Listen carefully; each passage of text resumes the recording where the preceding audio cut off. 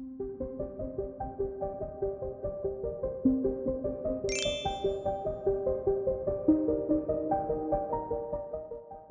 this video, I'm going to talk about how I made the Revenant from Elden Ring Nightreign.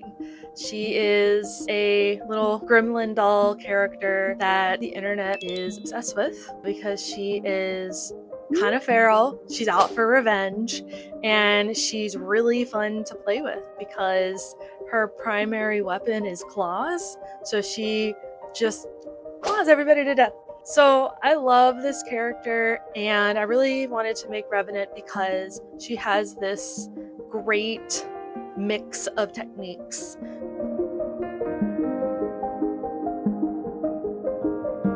She has this really pretty white dress that, if you look closer, it's actually very dirty and weathered and like kind of torn, and you know, she's rolling around and fighting monsters, so that makes sense.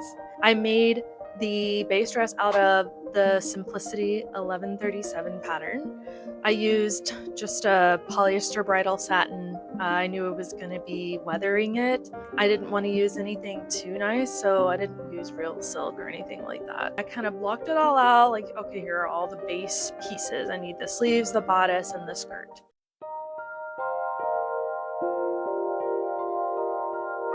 I used the upper part of the dress to make the bodice. I added a little bit of a boning layer, nothing serious, just some Rigilene boning. This is not a corset. It's not supposed to cinch me at all. It's just to make it keep its shape. For the flowers on the bodice, I made each individual one out of the same satin that I made the rest of the dress out of. And the way I did that was I used heat and bond. So what that does is it fuses the fabric together so that when you cut out the shape of a flower, it helps it to not fray on the end. So I cut out several petals like that, and I also did some petals that I folded instead. I got a little obsessive about accuracy, so I looked at the actual screenshots, and then I made a paper template where I kind of drew a very rough version of each flower type and figured out where each one should go. And then I did my best to follow that when I put it on the organza. I also had fun adding little pearls and little details inside the flowers. This is one of those things where I just have a massive stash of beads from past projects, so I had all these different sizes of pearls that I could use. I traced the rough shape of each panel piece out over the organza and then cut it out, and I hand sewed that together, tried to do as invisible of a seam as I could, and then I laid that on top of the actual bodice, and then I cut out the extra organza on the outside, and then I hand stitched it down. So the idea is, at least if I do have to take it out, I only have to snip down the hand stitching I did to peel off that organza layer, adjust the fit, and then I can lay it back down. To continue with the bodice, the back of it is lace up with grommets. I didn't obsess too much over that. You can't see it in the real one. We have no idea how it goes in the back, and it's covered with her massive hair.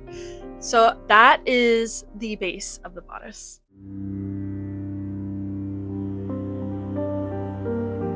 The sleeves, I had to shorten the forearm part of it a little bit. The crook of her elbow, you can see that they kind of pleat it up, and it kind of just sticks to her elbow so that the sleeve doesn't fall down while she's, you know, clawing out the eyes of her enemies. And then around the edge of the sleeves, the interesting thing is that it is kind of front and back when you see the sleeve move around. So I was like, okay, what can I do that's actually gonna be easy to do on the front and the back and match up? I ended up doing something that I have been doing a lot for my costumes.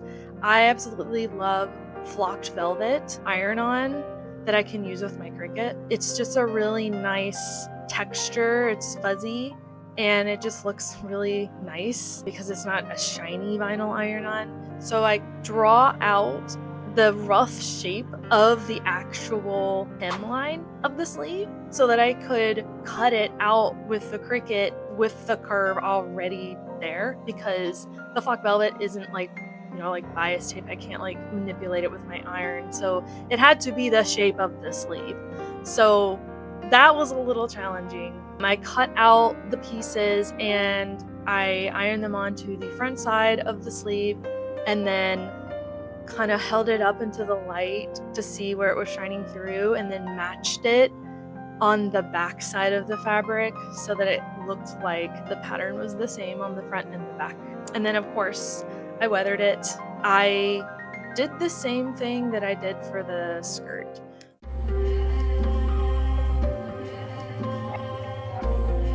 So for the skirt, it's just a tube skirt and it is one continuous piece, and I have a just simple waistline for it that I gathered in. For the ruffly flounce layer, I originally made it to go on as a separate piece, but I ended up combining it into the skirt directly and sewed it into the waistline.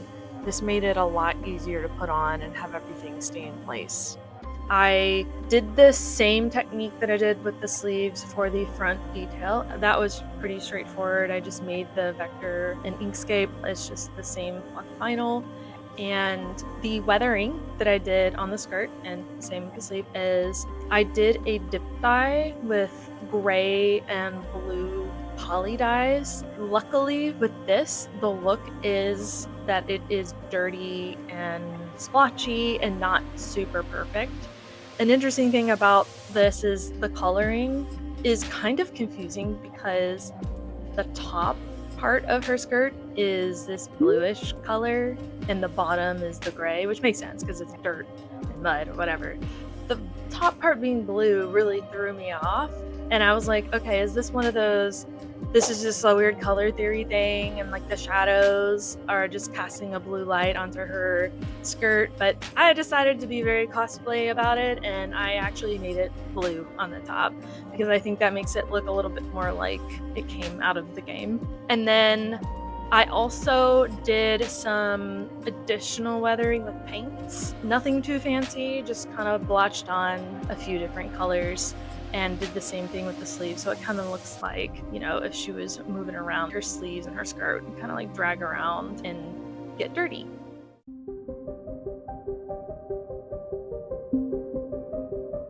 The next part of this costume is all of the jewelry. It is draped over her bodice, and it's very interesting because she's moving around doing flips, and it of course stays perfectly in place.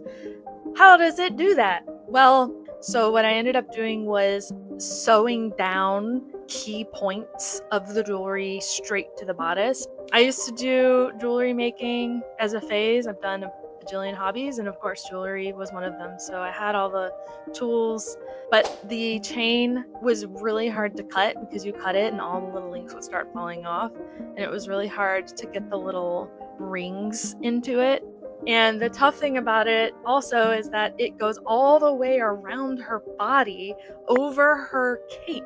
So I had to make sure that I could actually move around, like it wasn't too tight around my shoulders, and then I couldn't make it stick to the cape directly because I have to put everything on somehow. What I ended up doing was I put little pins into some of the medallions so that I could pin them in place after I put the costume on. Now for the medallions, you can see some of them on her hair. I actually did go look at the source in every angle I could, and I cataloged all of the different styles of medallions, and I actually did my best to put them in all of the places that she has them. Then there's some that are bigger, some that have a more bronze look to them, and some are more silver or pewter. And the way that I actually made the medallions, I used my Cricut. I cut out the shapes out of 2mm craft foam, glued it all together. I put a ton of Mod Podge on it to make the surface smooth, and then I cast it with this smooth on. This stuff's great. It's very approachable, and because the medallions that I made at least are one-sided, it was fine for a one-part mold. I cast it with Amazing Cast resin, which I added a little black dye to make the base gray, and then I brushed on silver and gold pigments into the mold before I poured that in. and then I went over it with some extra silver and gold paints to do highlights and lowlights. As I was making a cast of each set, because I had to make several sets, I would use little extra drips of resin to like glue on the little pin backings. Other ones I used more rings. Like I used resin to affix them into the medallion directly.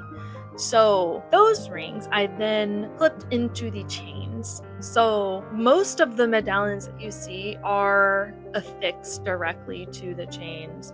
Some of the medallions I hand tacked down onto the bodice again so they wouldn't move around too much. For the most part, this worked. For the rest of the jewelry, all of the metal pieces, like this one here on her headdress, I just used different gauges of craft wire and twisted them together to make all the different circles, and had these little metal beads and combined them. And there's a lot of variety in here. A lot of little fun things to find. And then there's these discs and slightly different silver beads, so I had fun going to Michael's and trying to find the closest versions that I could. Fun fact, so as much as I played this character and stared at it for hours, I didn't realize until the actual con, when I was getting ready, I noticed that she also has ankle bracelets. I made them in the hotel room out of craft wire by making my own rings, I guess like the same way you would make chainmail, and I made all the little links and put them together, so they're really fragile, but it worked. That's the jewelry part of this costume.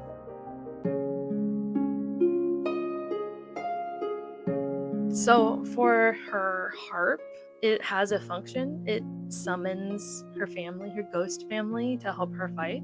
I wasn't gonna make a real harp. I didn't have time for that. The time that I made this, didn't really have a 3D printer I could use. So I cut it out on the Cricut with many different layers of the 2mm craft foam and sandwiched it all together. Covered it in Mod Podge, I painted it. The paint job up close, I actually do have a lot of different shadows and layers, but it's not very visible from far away. So it is like you kind of have to look a little more up close to see the details. I think I would probably do a lot more exaggerated paint job if I remade this. For the harp strings, I had really fun with this. I used elastic, and I found some really old chopsticks in my kitchen and I broke them into pieces and I used them for the little wood chip tuner things that are at the top bar of the harp. If I pull the strings, shenanigans happen, but it looks like it's functional.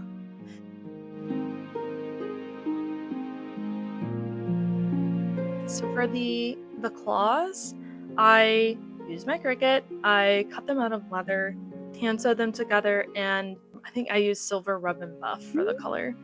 I chose to do it this way because I wanted them to be soft. You know, if you poke something with the claws on, it would bend a little bit, and it was soft and it wouldn't actually stab anybody. I will say I didn't love the way that they turned out. I would probably explore 3D printing them or making them out of something stronger next time.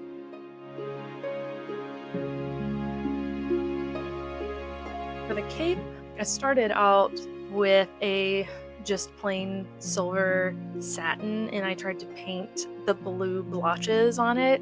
It looked horrible. It looked like Happy Hands at Home craft bonanza terribleness. I gave in, and 2 weeks before the con, I just went to Mood Fabrics, well, online. So I found one that was extremely close, and I used my Cricut to create the gold border.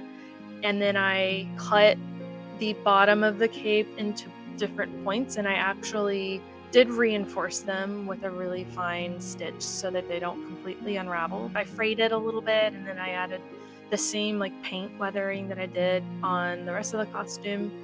And there's just a drawstring top to it that I can put on. So putting it on is a little awkward because I have to kind of, again, like I mentioned before, make sure that the jewelry goes over the cape.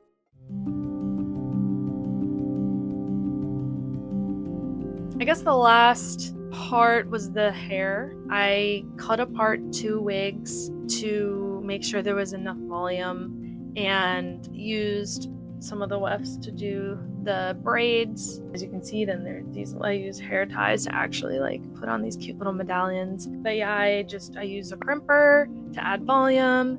It's very ratty looking, which is like, ooh, it's easy to get away with. It's supposed to look wild and crazy, so I don't have to worry about brushing it. So it's just like all this crazy hair. And then the veil, it's just organza.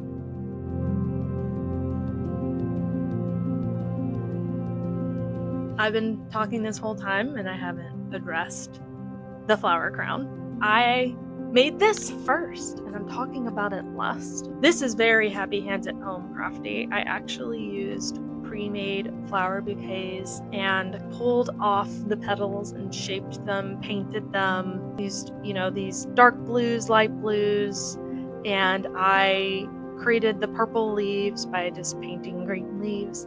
And I used lots of hot glue and bees, and I just went to town. And base is wire wrapped with purple painter's tape, and it serves its purpose. It doesn't look super hyper realistic or anything, but I think it does the job.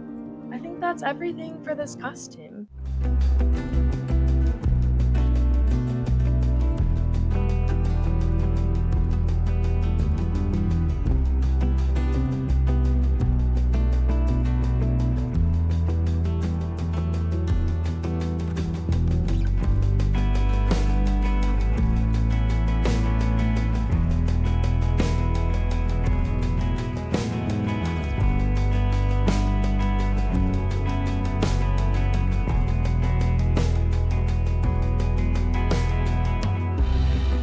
That was my costume close-up and how I made the Revenant from Elden Ring Nightreign. Bye!